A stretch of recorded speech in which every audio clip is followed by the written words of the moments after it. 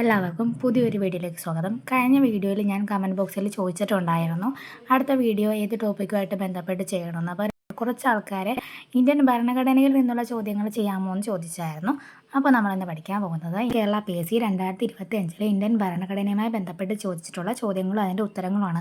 നമ്മുടെ ബാക്കി സബ്ജക്റ്റൊക്കെ ആയിട്ട് കമ്പയർ ചെയ്യുമ്പോൾ, അതായത് ഹിസ്റ്ററി, ജോഗ്രഫിയൊക്കെ നമുക്ക് ഒത്തിരി പഠിക്കാനുണ്ട്. പക്ഷേ അതുമായിട്ട് കമ്പയർ ചെയ്യുമ്പോൾ നമുക്ക് പഠിക്കാനുള്ള ഭാഗങ്ങൾ കുറവാണ്. അതുമാത്രമല്ല, നമുക്ക് പഠിച്ചു കഴിഞ്ഞാൽ നമുക്ക് അത്യാവശ്യം നല്ലൊരു മാർക്ക് സ്കോർ ചെയ്യാൻ പറ്റുന്ന ഒരു മേഖലയാണ് ഈ ഇന്ത്യൻ ഭരണഘടന എന്ന് പറയുന്നത്. ഭരണഘടനയുടെ മുൻവർഷ ചോദ്യങ്ങൾ എന്തൊക്കെയാണെന്നൊന്ന് മനസ്സിലാക്കി കഴിഞ്ഞാൽ നമുക്ക് ഇനി വരുന്ന എക്സാംസിന് നല്ലൊരു മാർക്ക് ഈ ഒരു മേഖലയിൽ നിന്ന് എന്തായാലും സ്കോർ ചെയ്യാൻ സാധിക്കും. സോ വീഡിയോ എല്ലാവരും മുഴുവനായിട്ടും കാണാൻ ശ്രമിക്കുക. നമുക്ക് ആദ്യത്തെ ചോദ്യം നോക്കാം. ആദ്യത്തെ ചോദ്യം എന്താണ്? ധനബിൽ ആദ്യം അവതരിപ്പിക്കുന്നത് പാർലമെന്റിലെ ഏത് സഭയിലാണ്? ധനബില്ല് പാർലമെന്റിന്റെ ഏത് സഭയിലാണ് അവതരിപ്പിക്കുന്നത് എന്നാണ് ചോദിച്ചിട്ടുള്ളത്. എവിടെയാണ് ധനബിൽ ആദ്യം അവതരിപ്പിക്കുന്നത്? ലോകസഭയിലാണ്. അപ്പൊ രണ്ടാമത്തെ ചോദ്യം നോക്കാം. മൗലിക അവകാശങ്ങളിൽ ഏതെങ്കിലും ലംഘിക്കപ്പെടുന്ന പക്ഷം അവ പുനഃസ്ഥാപിച്ച് കിട്ടുന്നതിന് ആർട്ടിക്കിൾ 226 പ്രകാരം ഏത് കോടതിയാണ് സമീപിക്കാൻ കഴിയുന്നത്? മൗലിക അവകാശങ്ങളിൽ ഏതെങ്കിലും ലംഘിക്കപ്പെടുന്ന പക്ഷം അത് പുനഃസ്ഥാപിച്ച് കിട്ടുന്നതിന് ആർട്ടിക്കിൾ 226 പ്രകാരം നമുക്ക് ഏത് കോടതിയെയാണ് സമീപിക്കാൻ കഴിയുന്നത്? ഏതാണ്? നമുക്ക് ഹൈക്കോടതിയെ സമീപിക്കാം ആർട്ടിക്കിൾ 226 പ്രകാരം. അപ്പൊ സുപ്രീം കോടതിയെ നമ്മൾ സമീപിക്കുന്നതുമായിട്ട് ബന്ധപ്പെട്ടുള്ള ആർട്ടിക്കിൾ ഏതാണ്? ആർട്ടിക്കിൾ 32. വോട്ടിംഗ് പ്രായം 21 വയസ്സിൽ നിന്നും 18 വയസ്സായി കുറച്ച ഭരണഘടനാ ഭേദഗതി. വോട്ടിംഗ് പ്രായം 21 വയസ്സിൽ നിന്നും 18 വയസ്സായി കുറച്ച ഭരണഘടനാ ഭേദഗതി ഏതാണ്? ഓപ്ഷൻ എ ആണ് 61ാം ഭേദഗതി. 61ാം ഭേദഗതിയിലാണ് വോട്ടിംഗ് പ്രായം 21 വയസ്സിൽ നിന്നും 18 വയസ്സായി കുറച്ചത്. വർഷം ഏതാണ്? നിങ്ങൾക്കറിയാം വർഷം ഏതാണ്? 1989. 1989 61ാം ഭരണഘടനാ ഭേദഗതിയിലാണ് വോട്ടിംഗ് പ്രായം 21 വയസ്സിൽ നിന്നും 18 വയസ്സായി കുറച്ചത്. ഓക്കെ അല്ലേ? അപ്പോൾ അടുത്ത ചോദ്യം നോക്കാം. വിദ്യാഭ്യാസം ഏത് ലിസ്റ്റുമായി ബന്ധപ്പെട്ടിരിക്കുന്നു? വിദ്യാഭ്യാസം ഏത് ലിസ്റ്റിൽ ഉൾപ്പെട്ടതാണ്? കൺകറന്റ് ലിസ്റ്റ് അല്ലേ? കൺകറന്റ് ലിസ്റ്റിലാണ് വിദ്യാഭ്യാസം ഉൾപ്പെടുത്തിയിരിക്കുന്നത്. അഞ്ചാമത്തെ ചോദ്യമാണ്, ചെറു ഭരണഘടന എന്നറിയപ്പെടുന്ന ഭരണഘടനാ ഭേദഗതി ഏത്? ഇമ്പോർട്ടൻ്റ് ആണ്. ചെറു ഭരണഘടന എന്നറിയപ്പെടുന്ന ഭരണഘടനാ ഭേദഗതി ഏതാണ്? ഓപ്ഷൻ ബി ആണ് 42ാം ഭേദഗതി. വർഷം ഏതാണ്? 1976. 1976 42ാം ഭരണഘടനാ ഭേദഗതി അങ്ങനെ തന്നെ പഠിച്ചു വെച്ചോണം. 1976 42ാം ഭേദഗതി. ആ സമയത്ത് പ്രധാനമന്ത്രി ആരായിരുന്നു? ഇന്ദിരാഗാന്ധി. പ്രസിഡന്റ് ആരായിരുന്നു? ഫക്രുദ്ദീൻ അലി അഹമ്മദ്. ഓക്കെ അല്ലേ? അപ്പൊ നമുക്ക് അടുത്ത ചോദ്യം നോക്കാം. ഇന്ത്യൻ ഭരണഘടന ഭേദഗതി ചെയ്യാനുള്ള അധികാരം ആരിൽ നിക്ഷിപ്തമായിരിക്കുന്നു? ഇന്ത്യൻ ഭരണഘടന ഭേദഗതി ചെയ്യാനുള്ള അധികാരം ആർക്കാണുള്ളത്? ഇവിടെ പാർലമെന്റിനാണ്. ഉത്തരം ഡി. പാർലമെന്റിനാണ് ഇന്ത്യൻ ഭരണഘടന ഭേദഗതി ചെയ്യാനുള്ള അധികാരമുള്ളത്. അടുത്തത് ഏഴാമത്തെ ചോദ്യമാണ്, ഓരോ വ്യക്തിയും രാഷ്ട്രത്തോടും സമൂഹത്തോടും പാലിക്കേണ്ട ഉത്തരവാദിത്തങ്ങൾ ഏത് പേരിൽ അറിയപ്പെടുന്നു? ഓരോ വ്യക്തിയും രാഷ്ട്രത്തോടും സമൂഹത്തോടും പാലിക്കേണ്ട ഉത്തരവാദിത്തങ്ങൾ ഏത് പേരിലാണ് അറിയപ്പെടുന്നത്? ഉത്തരം ഓപ്ഷൻ എ ആണ് മൗലിക കടമകൾ. ഓരോ വ്യക്തിയും രാഷ്ട്രത്തോടും സമൂഹത്തോടും പാലിക്കേണ്ട ഉത്തരവാദിത്തങ്ങൾ ഏത് പേരിലാണ് അറിയപ്പെടുന്നത്? മൗലിക കടമകൾ എന്നറിയപ്പെടുന്നു. അത് ഭരണഘടനയുടെ ഏത് ഭാഗത്താണ് ഉൾപ്പെടുത്തിയിരിക്കുന്നത്? ഭാഗം 4A. ആർട്ടിക്കിൾ ഏതാണ്? 51A. 4Aയും 51Aയും. ഈ ഭരണഘടന നിലവിൽ വന്ന സമയത്ത് മൗലിക കടമകൾ അതിലുണ്ടായിരുന്നോ? ഇല്ല. 1976 42ാം ഭേദഗതിയിലൂടെയാണ് മൗലിക കടമകൾ ഭരണഘടനയിൽ കൂട്ടിച്ചേർത്തത്. എവിടെ നിന്നാണ് മൗലിക കടമകൾ എന്ന ആശയം നമ്മുടെ ഇന്ത്യൻ ഭരണഘടന കടമെടുത്തത്? റഷ്യയിൽ നിന്നാണ്. ഓക്കെ അല്ലേ? എട്ടാമത്തെ ചോദ്യമാണ്, താഴെ പറയുന്നവരിൽ ഭരണഘടനാ നിർമ്മാണ സഭയിൽ അംഗങ്ങളായിട്ടുള്ള വനിതകൾ ആരെല്ലാം? ഇതിന്റെ ഉത്തരം വരുന്നത് ഇവരെല്ലാവരുമാണ് കേട്ടോ. ഇവരെല്ലാവരും, അതായത് അമ്മു സ്വാമിനാഥൻ, ദാക്ഷായണി വേലായുധൻ, രാജ്കുമാർ അമൃത് കൗർ, സരോജിനി നായിഡു. ഇവർ 4 പേരും നമ്മുടെ ഭരണഘടനാ നിയമസഭയിൽ അംഗങ്ങളായിരുന്നു. ഈ അമ്മു സ്വാമിനാഥനും ദാക്ഷായണി വേലായുധനും മലയാളികളായിരുന്നു. അടുത്തത് 9ാമത്തെ ചോദ്യമാണ്. ഇതെല്ലാവർക്കും അറിയായിരിക്കും. ഇന്ത്യൻ ഭരണഘടനയുടെ ശില്പി എന്നറിയപ്പെടുന്നത് ആരാണ്? നമുക്ക് എല്ലാവർക്കും അറിയാം അല്ലേ? ഡോക്ടർ BR അംബേദ്കർ ആണ് ഇന്ത്യൻ ഭരണഘടനയുടെ ശില്പി എന്നറിയപ്പെടുന്നത്. ആരാണ്? Doctor BR Ambedkar. 10ാമത്തെ ചോദ്യമാണ്, അവസര സമത്വത്തെക്കുറിച്ച് പ്രതിപാദിക്കുന്ന ഭരണഘടനാ വകുപ്പ്. അവസര സമത്വത്തെക്കുറിച്ച് പ്രതിപാദിക്കുന്ന ഭരണഘടനാ വകുപ്പ് ഏതാണ്? ഓപ്ഷൻ ബി ആണ്. 16ാം വകുപ്പിലാണ് അവസര സമത്വത്തെക്കുറിച്ച് പ്രതിപാദിക്കുന്നത്. അടുത്തത് 11ാമത്തെ ചോദ്യമാണ്. 11ാമത്തെ ചോദ്യം നോക്കാം. ഹൈക്കോടതികൾക്ക് റിട്ട് പുറപ്പെടുവിക്കാൻ അധികാരം നൽകിയിട്ടുള്ള ഭരണഘടനാ വകുപ്പ് ഏത്? നമ്മൾ ഒരു വട്ടം പറഞ്ഞായിരുന്നു ഹൈക്കോടതികൾക്ക് റിട്ട് പുറപ്പെടുവിക്കാൻ അധികാരം നൽകിയിട്ടുള്ള ഭരണഘടനാ വകുപ്പ് ഏതാണ്? ആർട്ടിക്കിൾ 226. ഓപ്ഷൻ എ ആണ് ആർട്ടിക്കിൾ 226. അടുത്തത് ഇന്ത്യൻ ഭരണഘടനയുടെ ഏത് അനുച്ഛേദമാണ് നിയമത്തിന് മുമ്പിലുള്ള സമത്വം നൽകുന്നത്? നിയമത്തിന് മുമ്പിൽ എല്ലാവരും സമത്വരാണ് എന്ന് പറയുന്ന ആർട്ടിക്കിൾ ഏതാണ്? ആർട്ടിക്കിൾ 14. ആർട്ടിക്കിൾ 14. അപ്പോൾ ഇതിൽ ഉത്തരം ഓപ്ഷൻ ബി ആണ്. ആർട്ടിക്കിൾ 14 നിയമത്തിന് മുന്നിൽ എല്ലാവരും തുല്യരാണ് എന്ന് പറയുന്നത്. അടുത്തത് 13ാമത്തെ ചോദ്യമാണ്. സർക്കാർ ഉദ്യോഗസ്ഥരോട് തങ്ങളുടെ കടമ നിർവഹിക്കാൻ നിർബന്ധിക്കുന്ന റിട്ട്.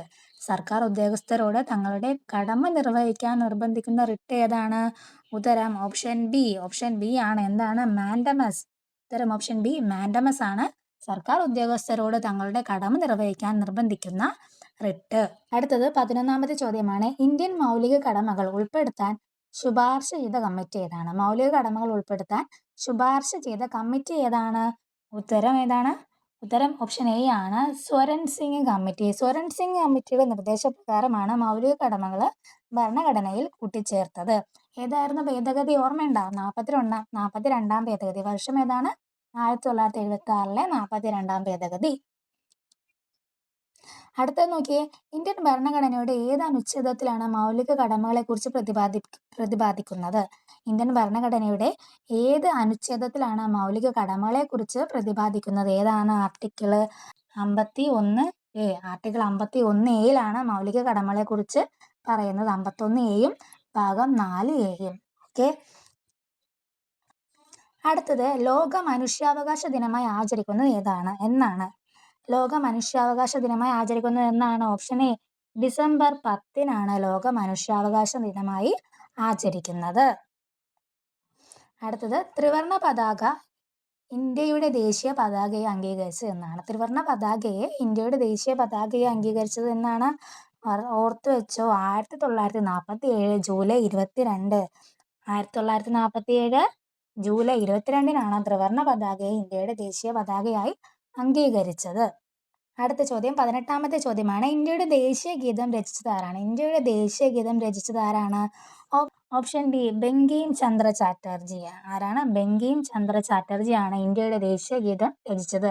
അത് ആനന്ദമഠം എന്ന് പറയുന്ന കൃതിയിൽ നിന്നിട്ടാണ് നമ്മുടെ ദേശീയ ഗീതമായ വന്ദേ മാതരം എടുത്തിട്ടുള്ളത്. അടുത്തത് 19ാമത്തെ ചോദ്യമാണ്. ഇന്ത്യയുടെ ദേശീയ പതാക രൂപകൽപ്പന ചെയ്തത് ആരാണ്? ആരാണ് ഇന്ത്യയുടെ ദേശീയ പതാക രൂപകൽപ്പന ചെയ്തത്? Option D Pingali Venkayya. പിംഗലി വെങ്കയ്യാണ് ഇന്ത്യയുടെ ദേശീയ പതാക രൂപകൽപ്പന ചെയ്തത്. അടുത്തത് നോക്കിയ 20ാമത്തെ ചോദ്യമാണ്. ചുവടെ തന്നിരിക്കുന്നവയിൽ ഇന്ത്യയുടെ നിലവിലുള്ള മൗലിക കർത്തവ്യങ്ങളിൽ ഉൾപ്പെടുന്നവ ഏതെല്ലാം? ഇപ്പം ഇതിൻ്റെ ഉത്തരം വരുന്നത് ഓപ്ഷൻ ഡി. ഇവയെല്ലാം ഇന്ത്യയുടെ മൗലിക കർത്തവ്യങ്ങളാണ്. ഏതൊക്കെയാണ്?